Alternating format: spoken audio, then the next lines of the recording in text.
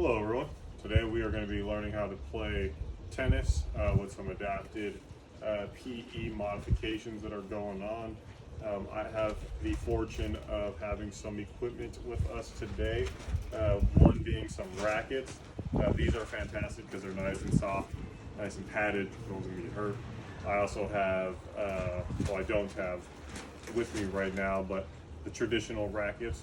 We can also make some out of popsicle sticks and some plates, but I did take a marker to this one to draw a nice little X, letting kids know or participants know where we ideally would like to hit the ball.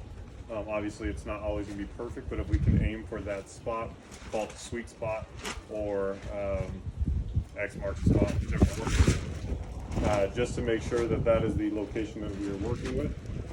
As we get into it today, all we are going to discuss are two different types of swings. That is the backhand, or the forehand, and the backhanded swing. So the forehand is going to be here, we're squared up. And the backhand is going to be here. As we get into a little more detail, I'll explain. So before we get into both swings and how to break them down, I want you guys to understand we're going to be using usually our dominant hand. So if we're right-handed, we swing a bat. If we throw frisbees or baseballs, let's try to stick with our dominant hand or our most comfortable hand. For me, it's my right hand. It could be your left. If you're left-handed, let's just imagine it's a mirror. I will try to do my best to explain both sides, but imagine it's a mirror situation. So if I'm standing straight up and I'm right-handed, I'm going to hold the bracket in my right hand. If a ball comes to my right, this is going to be my forehand, as my hand is moving forward. You're seeing the fore side of it. If a ball hits to my left, I'm going to have to turn my body and give you the backhand. So with the forehand swing, we're going to try to square ourselves up to our opponent or our target. So we're going to get a couple different movements. So we're going to get the backswing and step, backswing and step. We're going to rotate. We're going to squish that bug. So we're going to open up this front hip, and we are going to squish the bug in the back. We're going to bring that paddle about waist height. We want to travel straight through waist height. As we make contact, we would like for it to be on that X out in front of our body. We are going to then turn this wrist over. So we're here and up. And the reason for this turn and up is to create some top spin on the ball. If we just go up like this and the paddle shows its face to the sky, we are going to see that ball take off to the left. If we do not hit the ball right out in front of us, if we're hitting it a little bit further back, so let me demonstrate, we want to hit it a little out in front, full flexion. If we hit it back here, we're going to see the ball go off to the right. If we see it making contact right here, we're going to see it going to the left. So we want to see it right out in front, flicking that wrist open or closed, flicking that wrist closed, and seeing that ball take a little top spin so it goes down, stays in bounds.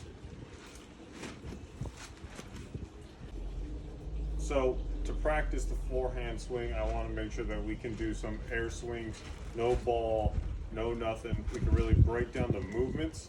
So what you can do is you can have the kids break down each step. We're doing a couple step and back swings, step back swings. We can do a couple rotations,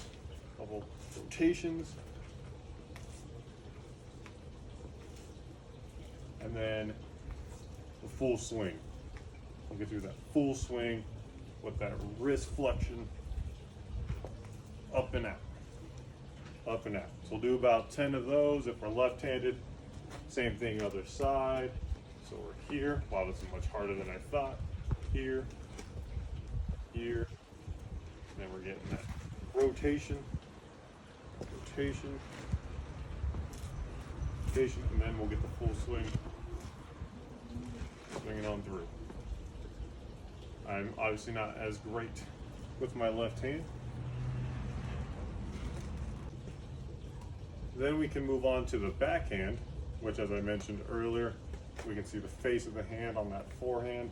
With the backhand, that ball is now on our left side, so our body is turned this direction, and you are going to see the backhand, literally the backhand of this swing. So same thing, we're still pointed at our target. Sitting here, we're waiting, the ball comes to our left. We're going to turn, we're going to get that backswing. We're still getting that backswing and step. We're going to rotate through, and we are going to still create that wrist rotation where we're closing off on the ball to create that top spin to bring it down. So as we break it down, we're here with a step and load. We're going to rotate to full extension, flick the wrist at contact, and close it off. So we can get those 10 strokes going, working on just the backswing. I know it looks like a baseball swing. Here, full extension, wrist, or sorry, just the full extension. Get into that point of contact, point of contact, point of contact, and then the full swing.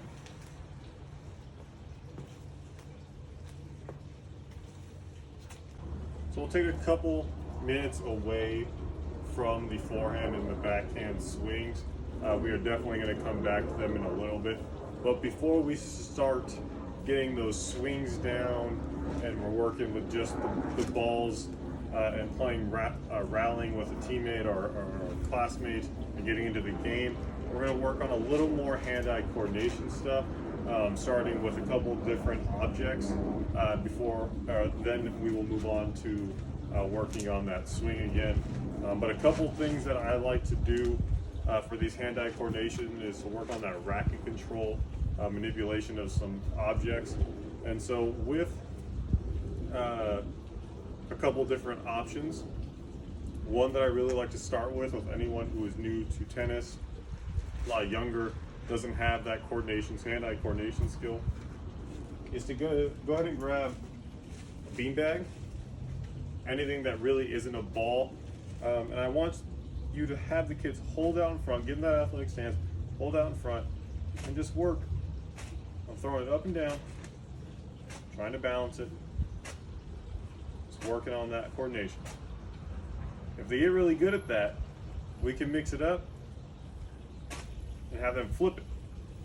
So we're here and we're flipping. Try to catch it. They can start slow. If they get really good at it, they can throw it higher. Throw it higher. Darn, dropped it. But, as I mentioned in a previous video, we do the rule of threes. If they start getting really good at it, they can try doing it just the backhand. Keeping the hand up top. Flipping it over. They can throw it higher. If they can complete a task 3 times in a row, that's when you feel it's necessary to up the difficulty. So whether that's height or the spinning, whichever. You can do that with a beanbag. You can also do it with a ball. So you can have them just balance that ball on the racket and flip it. Try to keep it balanced. Try to keep that balance. Different options, different difficulties. We can also do just the bouncing of the balls. Each one, if it gets easy, we can rotate. What we can do is we could bounce, hit, bounce, hit, bounce, hit, bounce, hit, bounce. Just a couple different options to keep messing with them, keep trying to keep them on their toes. Another one is we can just dribble.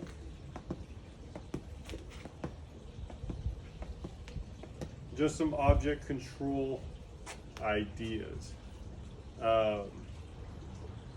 Yeah, so stop right there.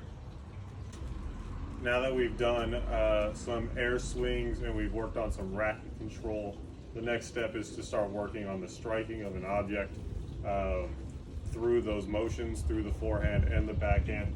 As you can probably see from swinging behind me, we're gonna work on a balloon. A balloon is fantastic because unless they pop and scare someone, they're really soft, they're really light, they move really slow. They're not going to bounce around the entire classroom and spend most of your time chasing it. You can work on those same manipulation skills, so they're slower. You can work with your kids to make sure that they work on that racket rotation. But what we have here is some yarn and a balloon tied together, hanging from an object. That way, someone doesn't have to run around. This ball is always going to come back to them. It's on a pendulum. What else is great about this is you can do this in pretty much any indoor facility. You can tie this to a pole. You could tie it to the net or rim of a basketball hoop, a goalie net inside of on the soccer field if it's a nice non-windy day like it is today. Well, today is windy. And we can really work on these strokes. So as we sit here, we can work, we can even hold it, work on that forehand. We're in our good athletic stance. We get 10 swings in. It's really working this side. As it comes back, we're here, working on that step, squish the bug, flick of the wrist, trying to make sure it's at waist height. There goes the wind. Just getting that rotation. Trying to hit that ball at full extension. Full extension. After about 10 swings, switch it over. We'll get this backhand going. Oh, see, I hit that ball too far in, so it started going this way. Instead of me chasing it to go grab it, it came right back to me. Make the proper adjustments. Working on that swing. Didn't have that wrist action. Wrist. Wrist. Wrist. Just a couple. Ooh, that one got away from me. Take that step. There we go. Get through about 10 of those. Next thing we can move on to is just having that ball placed here. And we're gonna work on both now. We're gonna get the heart rate going. So what we're gonna do, we're gonna work on that forehand swing. Ooh, give me a second. I think I'm playing against Serena Williams. She's throwing some curveballs at me. We're here. We're gonna hop over. We're gonna get that backhand going. Just gonna switch back and forth. Getting those feet going. Right here. Boom. Boom. Making sure we don't take any shortcuts. Getting that ball in full extension. Making sure we squish that bug in the back. No big spiders in my house. Last one. And boom. So because we are doing an adapted PE class, this is a drill that also can be done, pretty much all of these drills can be done in the chair. So for example, we've got the forehand. I wish I could lower this. Forehand, stepping through. Again, that same rotation on the wrist. Same rotation on the wrist. Again, those 10 swings. We can switch it over. Get that backhand going. Get that backhand. Obviously my chair can't move, but if someone is up for the task, we can continue to do that alternating sides where we're doing the backhand, then the forehand. If someone is up for it. If not, we are still able to do those drills on here with the beanbag where we are flipping, controlling. Oh. Controlling. We're still able to do all of those drills for those individuals who are in chairs. So with the sport of tennis, a couple rules. There's boundaries, right? You can play singles, you can play doubles. the ball is only allowed to bounce once. You're only allowed to hit it once before sending it to the other side. But the beauty is we're not playing professional tennis. We're working with a diverse range of skills and populations. So for this sport, there are a couple ways we can modify it. One is we can allow a second bounce, or as many bounces as we'd like, when we are working on just the ball being live. When we're rallying, there really isn't any rules, but if we are playing some sort of a game, we can allow as many bounces as we want. We can allow people to have multiple touches per side or to reset. We don't have to keep score. We can enlarge the court. We can really shrink the court. We could have a smaller net. We could have no net. We could just have a line that represents what is supposed to be a line of tape that represents the net. And essentially we're not worried about a certain height. We just want to work on getting that ball to the other side and returned and back and forth. If you are playing tennis at a high school or some sort, ideally, those courts are concrete, so they are available and open to be used by those who are in chairs. But there are a couple things that I did want to show you. Just some little games as far as having that same feel for tennis, but just some modifications. So now that I have a partner, we are going to go over just a couple of ways we can play this game. Obviously, the first thing we could do is just throw everyone in the fire and say, have fun, go play singles on the court or go play doubles on the court, full rules. Obviously, we want to work on finding a way to make it so that this is more inclusive and more attainable for everyone who may not have had the opportunity to fully grasp the rules but still wants to enjoy the game. So we're going to show you guys a couple different options. One of them is to have,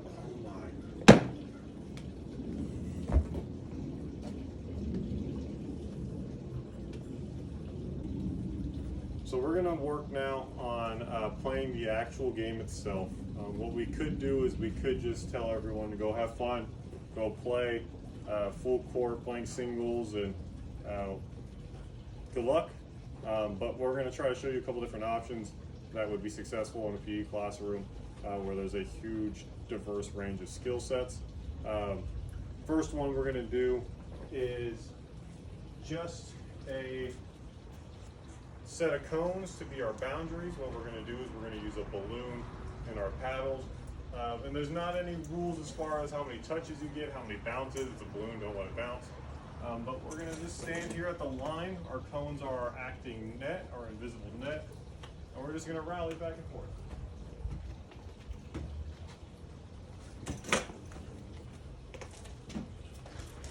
And it's gone. You get the idea. Next, it could be done with a ball. We're sitting here, bouncing. We can let it bounce. Grab it, it's okay, we'll just reset.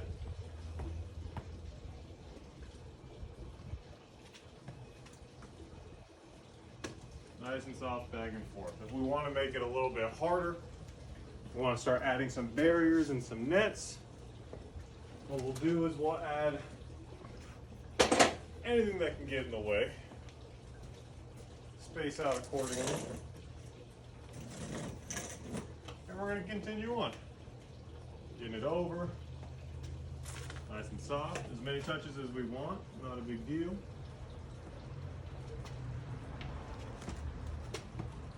Oh, that's all right. Just working our way up to playing on the real game. Real court size. And then lastly, what we can do, and this is for people that still are struggling with the racket control, we can find a ball that's a little bit harder. Maybe we have some individuals who have some hearing impairments or visual impairments, are in a chair, have limited mobility.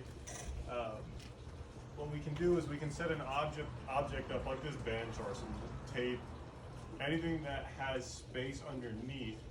And what we're going to do is we're going to play tennis underneath. We have a wiffle ball. I wish I had some bells in it so we could hear it. That'd be ideal. That'd be fantastic.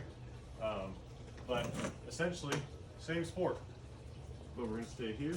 We're going to roll it to one another. Trying to stay active. Trying to stay, keeping that ball out in front. Rolling it back and forth. Still got that backhand. Still have the forehand. All the movements we've worked on so far today. Really give ourselves a target, staying underneath, in between. That way we're still challenging ourselves. Cool. Sounds good.